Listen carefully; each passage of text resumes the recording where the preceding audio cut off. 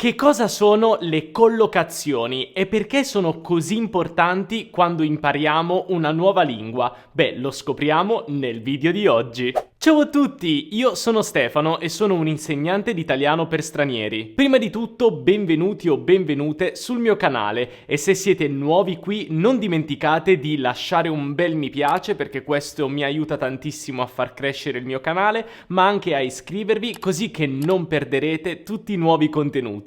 Come vi ho detto, nel video di oggi parleremo delle collocazioni e cercheremo di capire che cosa sono le collocazioni e vedremo delle collocazioni molto utili con il verbo andare. Questo è uno dei miei argomenti preferiti, ma non ne ho parlato mai sul mio canale, perciò credo che sia arrivato il momento di farlo. Le collocazioni, come riporta l'enciclopedia Treccani, sono delle combinazioni di due o più parole che tendono a presentarsi insieme più spesso di quanto si potrebbe prevedere. Quindi questo che cosa significa? Beh, significa che le collocazioni sono l'unione di una parola con un'altra parola, una parola con un aggettivo, con un verbo, che ricorrono sempre nella lingua italiana, ma anche in altre lingue, non per delle regole grammaticali, perché non ci sono regole, ma semplicemente perché noi parlanti nativi siamo abituati così. Quindi le collocazioni sono così semplicemente perché suonano bene, non ci sono delle vere e proprie motivazioni. Quindi non chiedetemi, ma posso dire anche così? Sì, certo, forse puoi dirlo, però il modo che ti sto dando io con queste collocazioni è quello più giusto nella lingua italiana. Infatti le collocazioni si sono evolute col tempo, mentre la lingua si evolveva, i parlanti univano delle parole, degli aggettivi, dei verbi tra di loro e formavano queste espressioni che sono diventate molto comuni. Quindi è semplicemente un discorso di abitudine. Oggi voglio presentarvi alcune collocazioni molto utili con il verbo andare. Però facciamo un po' un gioco. Io vi do la collocazione, poi voi potete mettere in pausa il video e immaginare, provare a indovinare che cosa significa quella collocazione. Poi io vi do anche una frase, così che potete capire meglio il contesto e potete di nuovo provare a immaginare che cosa significa. E poi alla fine io vi darò la definizione. Andremo in ordine di difficoltà, quindi le prime collocazioni saranno super facili, le altre saranno un po' più difficili, a difficoltà incrementata. Allora iniziamo con la prima collocazione di oggi che è molto semplice. Andare a piedi. Che cosa significa? Dai, pensa un po'. Per esempio, ogni giorno vado a piedi a scuola. Ogni giorno vado a piedi a scuola. Beh, questa era molto facile. Sono sicuro che già conosci questa espressione, ma non sapevi forse che fosse una collocazione. Quindi, però, è abbastanza semplice. Andare a piedi semplicemente significa usare i tuoi piedi, camminare, per raggiungere un posto. Ora passiamo alla seconda collocazione di oggi, ancora molto semplice. Andare in più un mezzo di trasporto, andare in macchina, andare in autobus, andare in treno e così via. Che cosa significa? Beh, facile. Per esempio, vado a Roma in macchina. Vado a Roma in macchina. Andremo negli Stati Uniti in aereo. Andremo negli Stati Uniti in aereo. Esatto, quindi andare in più il mezzo di trasporto semplicemente significa usare quel mezzo di trasporto per raggiungere un posto. Ce ne sono tantissime, come per esempio andare in macchina, andare in autobus, andare in bici, andare in moto, andare in barca. Questi ovviamente sono soltanto alcuni esempi. Adesso cerchiamo di aumentare un po' la difficoltà. Secondo te che cosa significa andare di corsa? Andare di corsa. Oppure andare di fretta. Andare di fretta. Per esempio, non posso parlare ora, vado di corsa. Oppure non posso parlare ora, vado di fretta.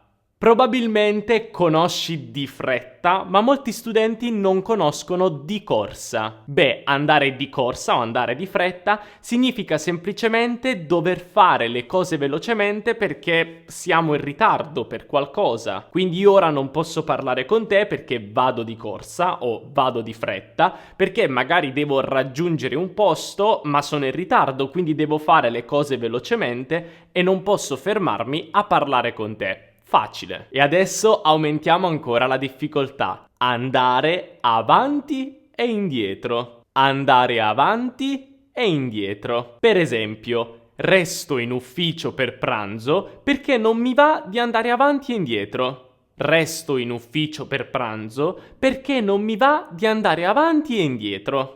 Probabilmente tu conosci già l'espressione andare avanti e l'espressione andare indietro. Quindi andare avanti mi muovo in avanti, andare indietro mi muovo all'indietro, no? All'indietro, avanti, indietro. Ma quando mettiamo insieme tutte queste parole e diciamo andare avanti e indietro, che cosa significa? Beh, analizziamo la frase di prima. Resto in ufficio per pranzo perché non mi va di andare avanti e indietro. Prima di tutto dobbiamo capire che cosa significa non mi va, non mi va. Va è il verbo andare, ma non c'entra davvero niente con andare. L'espressione non mi va semplicemente significa non voglio, non ho voglia di fare questa cosa. Quindi non mi va, non ho voglia, non voglio andare avanti e indietro. Andare avanti e indietro significa semplicemente spostarsi dal punto A al punto B e poi subito di nuovo dal punto B al punto A. Per esempio, se io adesso sono nel mio ufficio ed è l'1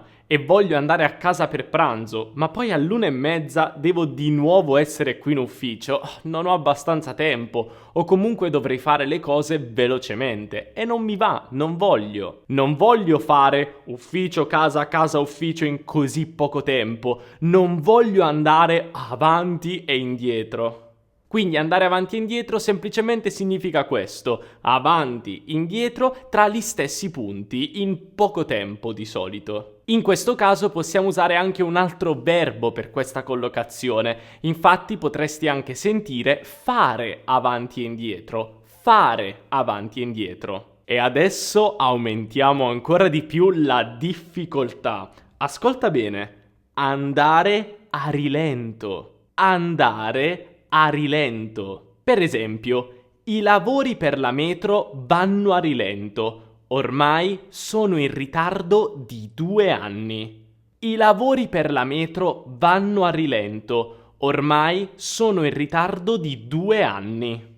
Cosa significa rilento? Beh, cerchiamo un attimo di capirlo. Rilento è un po' come la parola lento, ma si usa principalmente nella collocazione andare a rilento. Infatti andare a rilento significa fare qualcosa con estrema lentezza, come in questo caso i lavori della metropolitana. La metro doveva essere pronta 2 anni fa, ma adesso la stanno ancora costruendo.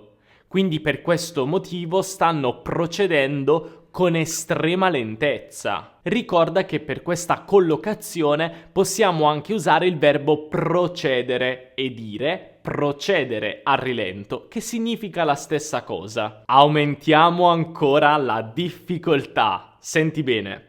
Andare a tentoni. Andare a tentoni. Per esempio, la polizia sta andando a tentoni e non credo riusciranno a trovare il ladro. La polizia sta andando a tentoni e non credo riusciranno a trovare il ladro. Prima di tutto, cerchiamo di capire che cosa significa tentoni. Devo dire che la parola tentoni non è mai usata in italiano, eccetto che per la collocazione andare a tentoni, quindi non la sentirai al di fuori di questa collocazione. Però possiamo immaginare che la parola tentoni è molto vicina a tentativi. Sai che cos'è un tentativo? Beh, semplicemente il tentativo è quando noi proviamo qualcosa sperimentiamo per raggiungere l'obiettivo che vogliamo. Però non è sicuro che noi raggiungiamo l'obiettivo, semplicemente facciamo una prova, facciamo un tentativo, sperimentiamo e poi forse raggiungeremo l'obiettivo, ma forse no. Quindi che cosa significa questa frase? Significa che c'è stato un furto e quindi la polizia deve trovare questo ladro,